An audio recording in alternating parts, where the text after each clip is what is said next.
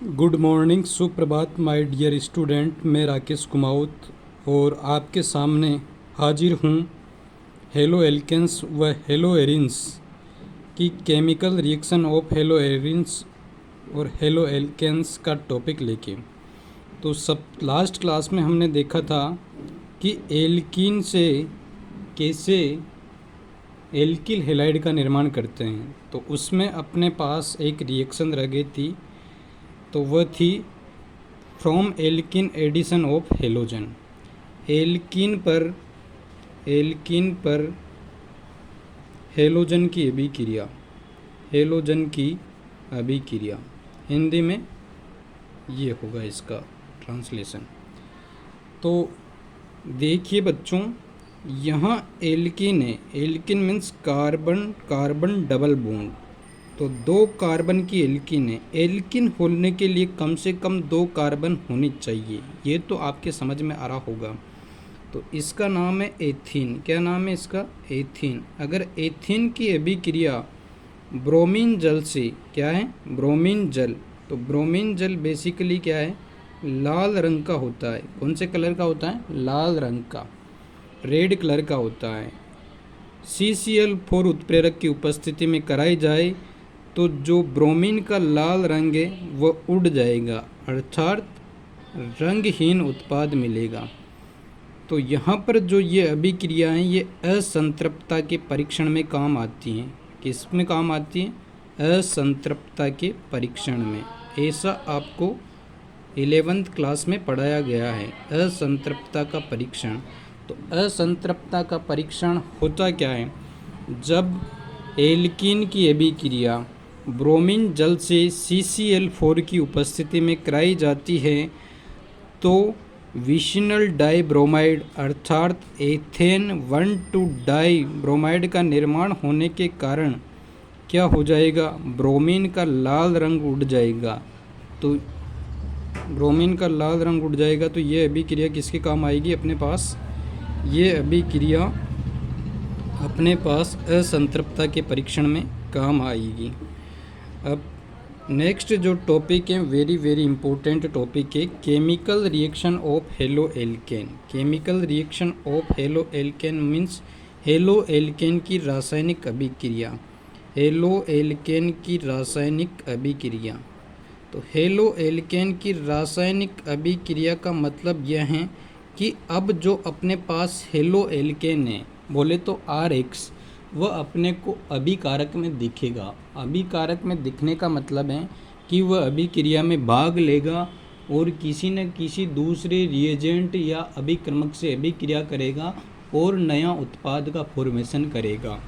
तो यहाँ पर 4 प्रकार की अभिक्रियाएं होती हैं। हेलो एल्केन सामान्यतः 4 प्रकार की अभिक्रिया देते हैं, जिसमें फर्स्ट है न्यूक्लियोफाइल सब्स्टिट्यूशंस रिएक्शन। इसका मतलब है नाभिक स्नेह अभिक्रिया। क्या मतलब है? नाभिक स्नेह प्रतिस्थापन अभिक्रिया। नाभिक स्नेह प्रतिस्थापन अभिक्रिया। और दूसरी अभिक्रिया है अपने पास विहाइड्रोहेलोजनीकरण या बीटा विलोपन अभिक्रिया। इंग्लिश में बोलेंगे डिहाइड्रोहेलोजिनेशन और beta elimination reaction. Third reaction है रिएक्शन विथ मेटल, धातुओं से अभिक्रिया। और फोर्थ रिएक्शन है रिडक्शन, अपचयन। रिडक्शन मीन्स अपचयन। अपचयन का मीनिंग सबको पता है, सब बेसिक पढ़ के आए हो। और दूसरी रिएक्शन अपने पास क्या है? डिहाइड्रोहेलोजिनेशन या बीटा विलोपन। तो फर्स्ट अभिक्रिया देखते हैं, न्यूक्लियोफाइल सब्स्टिट्यूशन रिएक्शन। मीनिंग क्या है इसका? नाभिक स्नेह प्रतिस्थापन अभिक्रिया। क्या मीनिंग है? नाभिक स्नेह प्रतिस्थापन अभिक्रिया। अब देखिए बच्चों, ध्यान से देखिए, नाभिक स्नेह प्रतिस्थापन अभिक्रिया में क्या होता है? जब एल्किल हैलाइड की अभिक्रिया किसी नाभिक स्नेह से कराई जाती है तो नाभिक स्नेह क्या करेगा? इस X को रिप्लेस कर देगा।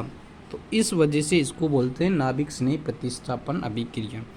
ये रिप्लेस क्यों करेगा? क्योंकि यहाँ पर जो नाभिक स्नेह है ये स्ट्रॉन्ग न्यूक्लियोफाइल सब्स्टिट्यूशंस ग्रुप हैं या एटम्स हैं, जो X माइनस हैं, जो लिविंग ग्रुप हैं, इसके बेटर में स्ट्रॉन्ग है। तो ये आसानी से यहाँ पे अटैच होगा और ये आसानी से X आसानी से छोड़ेगा।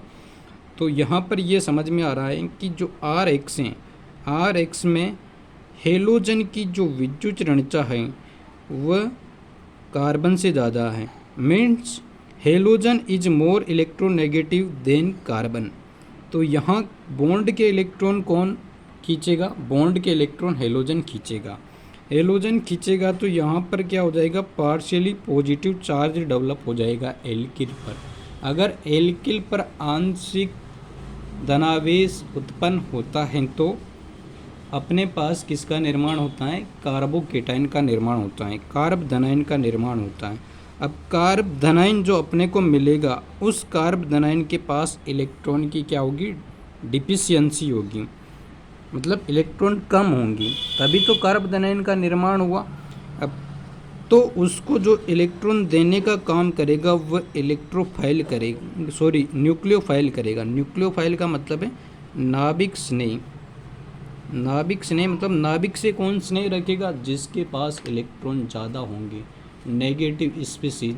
जैसे न्यूक्लियोफाइल में कौन कौन से ग्रुप आते हैं? जैसे OH माइनस, CN माइनस और Cl माइनस, NH2 माइनस। ये सब क्या है अपने पास? ये सब अपने पास नाभिक स्नेही है। Nucleophile means nucleus lover. तो न्यूक्लियस पर चार्ज होता है पॉजिटिव, तो आसानी से क्या कर देगा? इसको हटा देगा और किसका निर्माण हो जाएगा? ये अपने पास प्रोडक्ट बन जाएगा और हेलाइड आयन बाहर हो जाएगा अपने पास। तो यहाँ पर यही चीज़ आपको बता रखी है। तो इंग्लिश में पढ़ते हैं इसको, हिंदी में मैं आपको समझा दिया।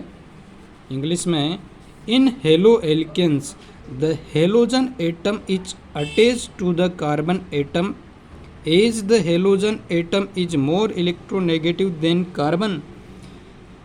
The bond between carbon and halogen is polar in nature. क्या? polar in nature, polar है bond। due to the presence of partial positive charge on carbon atom, the nucleophiles can attack on electrodeficient carbon, thereby resulting the displacement of weaker nucleophile the halide ion। तो यहाँ पर X minus क्या है? Weaker है, जिसको replace कौन कर रहा है? स्ट्रॉन्ग न्यूक्लियोफाइल कर रहा है। तो इस टाइप की रिएक्शन क्या कहलाएगी? नाभिक स्नेही प्रतिस्थापन अभिक्रिया कहलाएगी। क्या कहलाएगी बच्चों? नाभिक स्नेही प्रतिस्थापन अभिक्रिया कहलाएगी। अब नाभिक स्नेही जो प्रतिस्थापन अभिक्रिया है उसमें अभिक्रिया का क्रियाशीलता का क्रम क्या होता है? तो अभिक्रिया की क्रियाशीलता का क्रम की बात करें, एल्किल हैलाइड की क्रियाशीलता का अगर क्रम देखें तो यहाँ पर देखो RF, RCl, RBr, RI। अब यहाँ पर हैलाइड अलग अलग हैं। फर्स्ट केस में फ्लोरीन है, सेकंड केस में क्लोरीन, थर्ड केस में ब्रोमीन और फोर्थ केस में आयोडीन। तो आयोडीन की size compare to fluorine, chlorine, bromine ज़्यादा है तो क्या होगा? बॉन्ड में टेंशन ज़्यादा होगा। बॉन्ड में टेंशन ज़्यादा होगा तो इजीली बॉन्ड क्या होगा? ब्रेक होगा। तो बेटर लिविंग ग्रुप आयोडीन है कंपेयर टू अदर हेलाइड्स। तो रिएक्टिविटी का ऑर्डर ये रहेगा, अर्थात क्रियाशीलता का क्रम ये रहेगा। अब दो टाइप की रिएक्शन होती हैं। क्या? जो न्यूक्लियोफाइल सब्स्टिट्यूशन रिएक्शन है वह दो टाइप की होती हैं, जिसमें फर्स्ट है SN1 मैकेनिज्म, SN1 अभिक्रिया। तो SN1 अभिक्रिया में क्या होता है? SN1 अभिक्रिया का मतलब है कि नाभिक स्नेह इसमें अग्र दिशा से आक्रमण करता है, अर्थात फॉरवर्ड डायरेक्शन से आक्रमण करता है। तो ये जो रिएक्शन है ये दो स्टेप में होती हैं। दो स्टेप में कैसे होगी? इधर ध्यान से समझिए। जैसे अपने पास स्टेप फर्स्ट में मैंने क्या लिया है? 3 डिग्री एल्किल हैलाइड लिया है। क्या लिया है? 3 डिग्री एल्किल हैलाइड लिया है। अब 3 डिग्री एल्किल हैलाइड में क्या होगा? यहाँ पर कार्बन और हेलोजन में से कार्बन की इलेक्ट्रोनेगेटिविटी ज़्यादा है हेलोजन से, अर्थात विद्युत ऋणता ज़्यादा है। तो बॉन्ड के इलेक्ट्रॉन कौन खींचेगा? हेलोजन खींचेगा। इस बॉन्ड में इलेक्ट्रॉन कितने हैं? 2 इलेक्ट्रॉन है बेटा जी। तो 2 इलेक्ट्रॉन कौन खींचेगा? हैलाइड खींचेगा, जिससे 3 डिग्री कार्बोकेटाइन का निर्माण होगा। किसका निर्माण होगा? 3 डिग्री कार्बोकेटाइन। ये अपने पास जो कार्बोकेटाइन बना है ये क्या, ये 3 डिग्री है। क्यों 3 डिग्री है, क्योंकि इससे 3 एल्किल ग्रुप जुड़े हुए हैं और X माइनस अलग हो गया। तो फर्स्ट स्टेप स्लो स्टेप है। फर्स्ट स्टेप स्लो स्टेप इसलिए है क्योंकि इसमें बॉन्ड ब्रेक हो रहे हैं, बॉन्ड टूट रहे हैं। जिस अभिक्रिया में बॉन्ड टूटते हैं वह रिएक्शन स्लो रिएक्शन होती हैं या स्लो स्टेप होती हैं।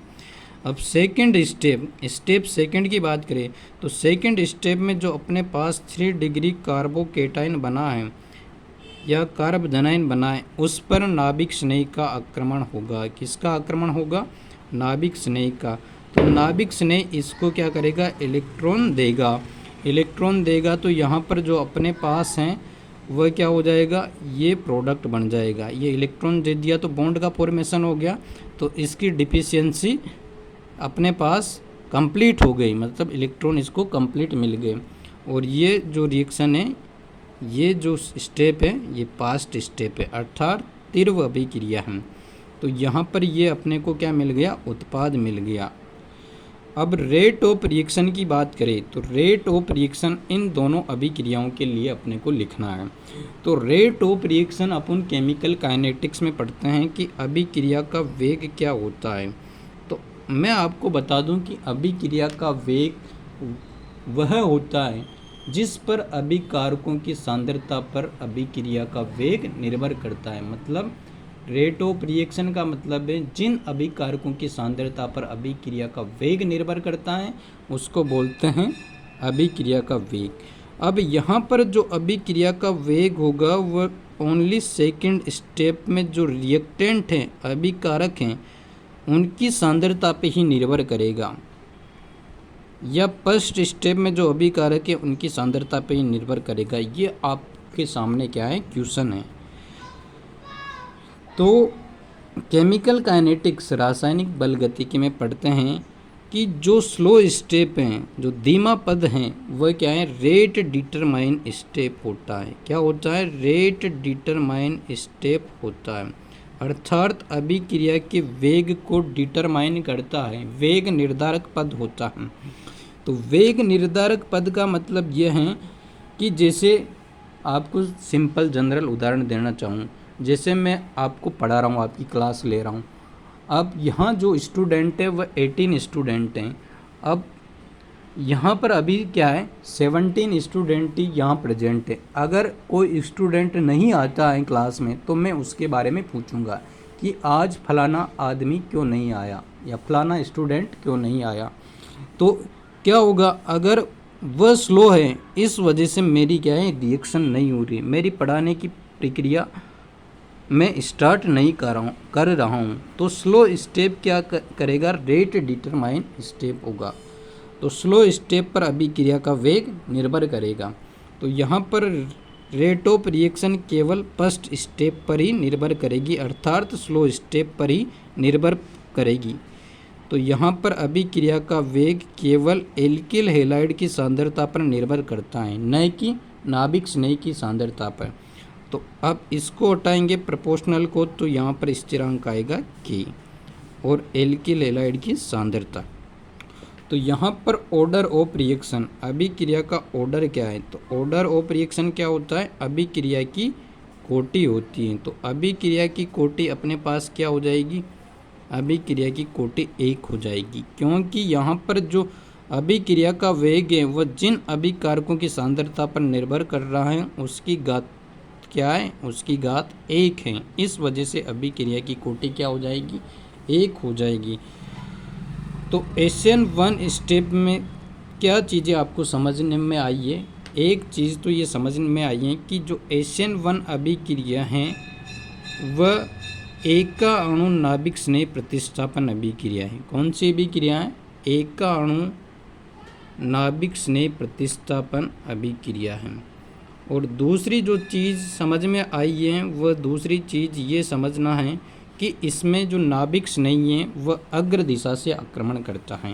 कौन सी दिशा से, अग्र दिशा से। और थर्ड चीज़ है कि जो SN1 रिएक्शन है वह 2 स्टेप में होती हैं, 2 पदों में पूर्ण होती हैं। और तीसरा है यहाँ अभिक्रिया का वेग केवल एल्किल हैलाइड की सांद्रता पर निर्भर करता है, नाभिक स्नेह की सांद्रता पर निर्भर नहीं करता। और चौथा है कि यहाँ पर जो अभिक्रिया की कोटि होती है वह 1 होती हैं। और पांचवा है कि SN1 अभिक्रिया में जो अभिक्रिया होगी उसमें नाभिक स्नेह केवल आके जुड़ जाएगा, मतलब विन्यास में कोई परिवर्तन नहीं होता। अभिकारक के विन्यास में कोई परिवर्तन नहीं होता। कोई परिवर्तन नहीं होने का मतलब है कि आंशिक रेशमीकरण होता है, पार्शियल रेशमाइजेशन होता है।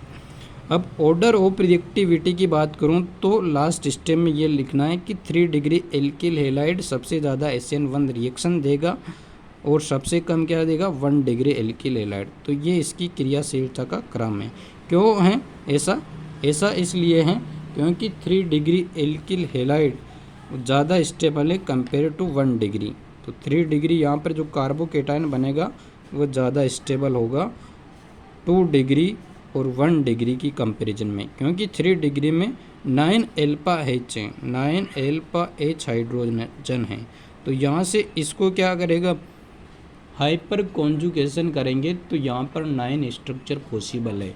या ऐसे बोल सकते हैं कि इसको 3 बार क्या मिलेगा, प्लस I इफेक्ट मिलेगा, प्लस I प्रभाव मिलेगा। तो 3 मिथिल समूह यहाँ पर प्लस I प्रभाव इसको देंगे तो इसकी क्या हो जाएगी, जो इलेक्ट्रॉन डेफिशिएंसी है वह कम हो जाएगी। इस वजह से इसकी क्रियाशीलता सबसे अधिक होगी। समझ में आ रही है बात?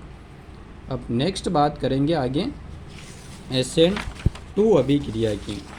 तो SN2 अभिक्रिया में क्या होगा, तो देखिए SN2 अभिक्रिया में, SN2 अभिक्रिया की बात करूँगा तो SN2 अभिक्रिया में इसको बोलते हैं द्विअणु नाभिक स्नेह प्रतिस्थापन। क्या बोलेंगे इसको? द्विअणु नाभिक स्नेह प्रतिस्थापन। क्या बोलेंगे?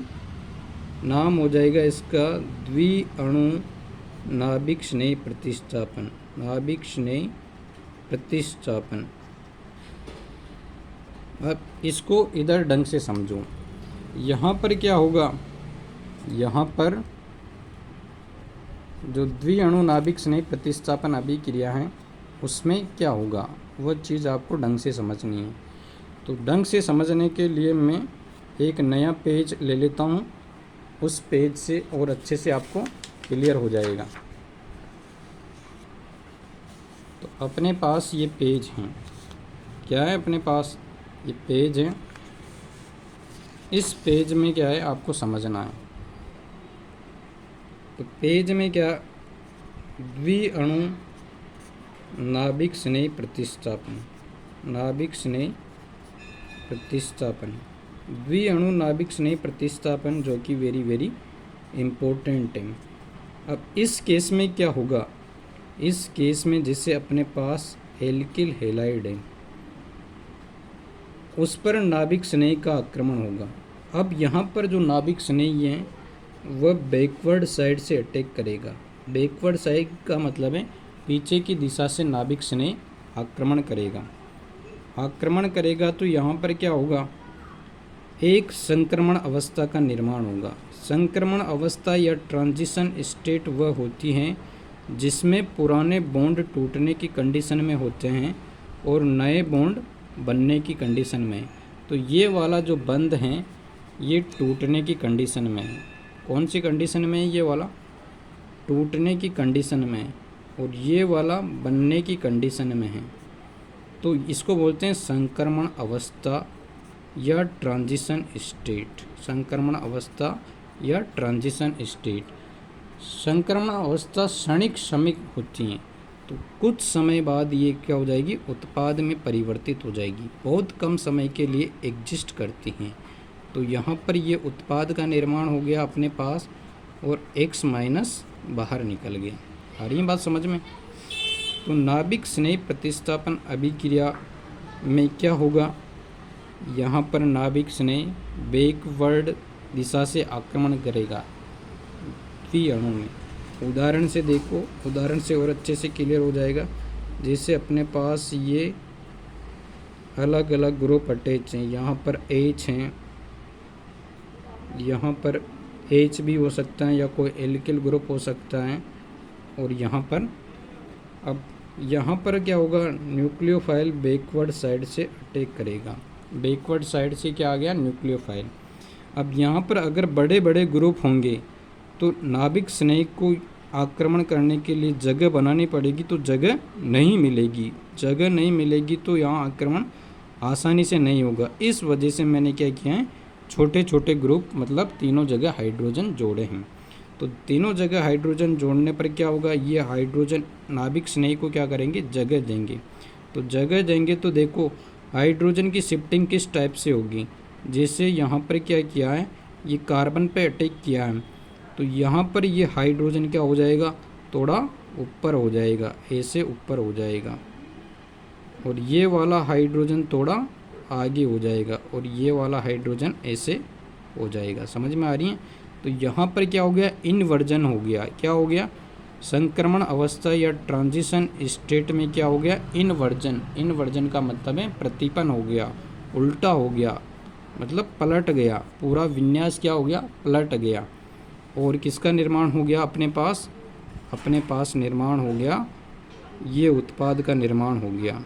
तो ये उत्पाद बन गया, और यहाँ पर है ऑलरेडी X हैं ही सही, तो ये अपने पास उत्पाद मिल जाएगा अपने को। क्या मिल जाएगा, उत्पाद मिल जाएगा अपने को।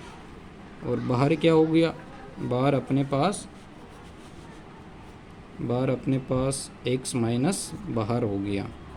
तो यहाँ से अपने को जो चीज़ें देखने को मिली हैं, वह क्या चीज़ें देखने को मिली हैं, द्विअणु नाभिक स्नेह प्रतिस्थापन अभिक्रिया में। द्विअणु नाभिक स्नेह प्रतिस्थापन अभिक्रिया में अपने को जो देखने को मिली हैं वह है, फर्स्ट चीज़ तो क्या है कि यहाँ पर जो भी अभिक्रिया होगी वह एक पद में पूर्ण होगी। किसमें, एक पद में पूर्ण होगी अभिक्रिया। समझ में आ रही है बात, क्लियर है, एक पद में पूर्ण। और दूसरी चीज़ इम्पोर्टेंट है वह यह है कि यहाँ पर जो नाभिक स्नेह होगा वह पश्च दिशा से आक्रमण करेगा, बैकवर्ड साइड से आक्रमण करेगा। और थर्ड जो पॉइंट है, यहाँ पर जो मध्यवर्ती है वह संक्रमण अवस्था या ट्रांजिशन स्टेट बनेगी। मध्यवर्ती संक्रमण अवस्था या ट्रांजिशन स्टेट होगी। और फोर्थ जो अभिक्रिया का वेग है, अभिक्रिया का वेग अभिकारक व नाभिक स्नेह की सांद्रता पर निर्भर करेगा, नाभिक स्नेह की सांद्रता पर निर्भर करेगा। और फिफ्थ जो पॉइंट है, फिफ्थ पॉइंट क्या हो जाएगा अपने पास, फिफ्थ पॉइंट हो जाएगा इसमें पूर्णतः वियोजन प्रतिपन्न होगा, मतलब विन्यास चेंज होगा, पूर्णतः इनवर्जन होगा। क्या होगा, इनवर्जन। इनवर्जन का मतलब है विन्यास परिवर्तित हो जाएगा, परिवर्तित हो जाएगा। विन्यास क्या हो जाएगा, परिवर्तित हो जाएगा। समझ में आ रही है बात।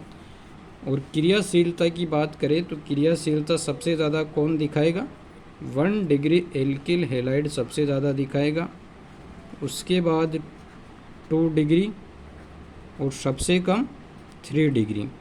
सबसे कम 3 डिग्री एल्किल हैलाइड इसलिए दिखाएगा क्योंकि 3 डिग्री एल्किल हैलाइड में क्या होगा, ये जैसे मैं 3 डिग्री एल्किल हैलाइड की बात करूं तो 3 डिग्री एल्किल हैलाइड में 3 बड़े बड़े एल्किल समूह जुड़े होंगे।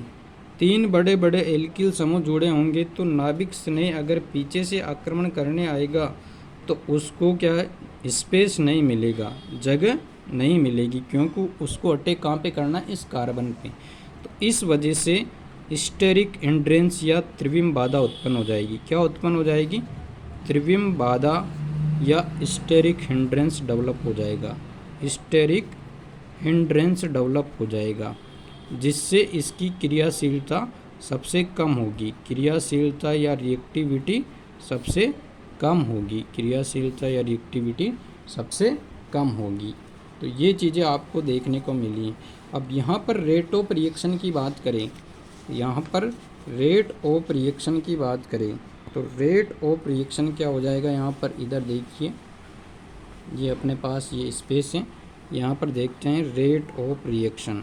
रेट ऑफ रिएक्शन अभिक्रिया का वेग, तो रेट ऑफ रिएक्शन अभिक्रिया का वेग directly proportional to R X, alkyl halide की सांद्रता मल्टीप्लाई बाय न्यूक्लियोफाइल की सांद्रता।